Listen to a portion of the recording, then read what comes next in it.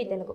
వైఎస్ఆర్ కాంగ్రెస్ పార్టీకి big shock తగిలింది. ఆ పార్టీకి చెందిన రాజ్యసభ సభ్యుడు మోపిదేవి వెంకటరమణ వైసీపీకి గుడ్ బై చెప్పేందుకు సిద్ధమయ్యారు. రేపు వైసీపీ అధిష్టానానికి రాజీనామా లేఖను పంపించనున్నట్లు తెలిసింది. త్వరలో ఆయన సీఎం చంద్రబాబు సమక్షంలో తెలుగుదేశం పార్టీలో చేరే అవకాశాలు ఉన్నట్లు సమాచారం. ఇప్పటికే మంత్రి అనగాని సత్యప్రసాద్ తో మోపిదేవి భేటీ అయ్యారు. గత కాలంగా వైసీపీ అధిష్టానంపై ఆయన అసంతృప్తితో ఉన్నారు. మోపిదేవి వెంకటరమణ ప్రస్తుతం బాపట్ల జిల్లా వైసీపీ అధ్యక్షుడిగా కూడా ఉన్నారు.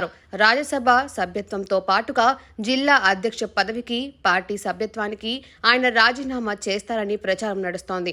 మోపిదేవి వెంకటరమణ 2014 ఎన్నికల ముందు నుంచి వైసీపీలో కొనసాగుతున్నారు. ప్రస్తుతం ఆయన పార్టీ వీడేందుకు సిద్ధమవ్వడం వైసీపీకి బిగ్ షాక్ అనే చెప్పొచ్చు.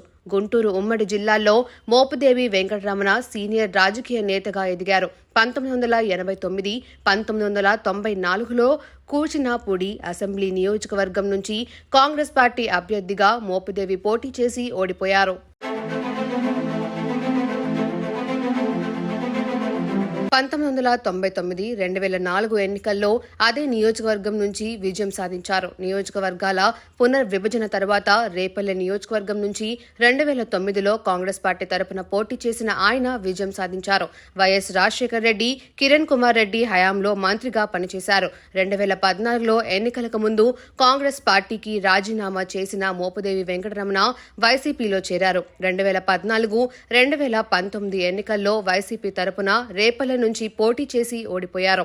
వైసీపీ అధికారంలోకి వచ్చిన తర్వాత వైఎస్ జగన్మోహన్ రెడ్డి మోపిదేవికి ఎమ్మెల్సీ పదవితో పాటు కేబినెట్లోనూ అవకాశం కల్పించారు. అయితే కొద్ది కాలానికే పార్టీ అధిష్టానం ఆదేశం మేరకు మోపిదేవి ఎమ్మెల్సీ పదవికి రాజీనామా చేశారు. 2020లో వైసీపీ తరపున రాజ్యసభకు ఎన్నికయ్యారు.